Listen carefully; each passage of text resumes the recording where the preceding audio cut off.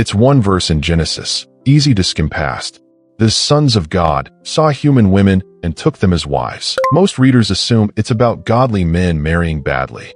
But the Hebrew phrase, B'nai Ha-Elohim, appears again in Job, and there, it's not human at all. These are divine beings, standing before God's throne. So what happened in Genesis wasn't a bad marriage choice. It was a boundary being crossed. And that thread doesn't stop in the Old Testament.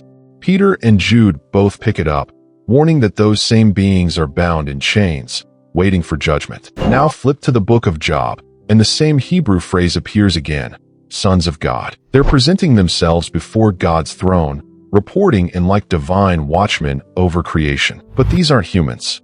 They're spiritual beings who abandon their post, and that rebellion is the thread Peter and Jude pull on. Peter writes about spirits in prison, and says these weren't human souls.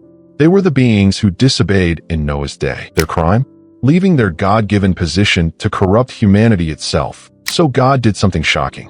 He didn't destroy them, he locked them away. The prison wasn't made for people.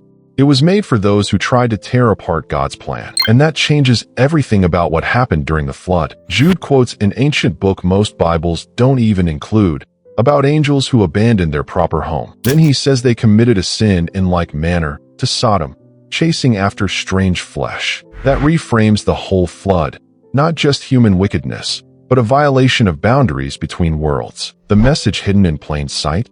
The corruption wasn't just from within, it came from above. And then Jude tells us what happened to their children. But the hidden message goes deeper. Those marriages produced children. Genesis calls them Nephilim, the fallen ones. Mighty men of old, men of renown. This wasn't just sin anymore. This was a corrupted bloodline, and that's why the flood had to come. Not just to punish wickedness, but to wipe out what shouldn't exist. When the waters receded, most think the judgment was over. But Peter reveals a hidden layer. Those spirits weren't just destroyed. They were bound and confined to Tartarus, a prison deeper than Sheol, reserved specifically for their kind of rebellion. The very flood that cleansed the earth became a prison for the beings who corrupted it. Paul says something extraordinary. At the cross, Christ disarmed the principalities and powers and made a public spectacle of them. Those same fallen beings who corrupted humanity, who were bound in Tartarus after the flood, they thought the cross was their victory. But when Jesus died, he walked into their domain and took the keys of death and Hades. The cross wasn't a defeat. It was a courtroom where every accusation against humanity was silenced, and the accusers themselves were stripped of their authority. So what does this mean for your life tonight?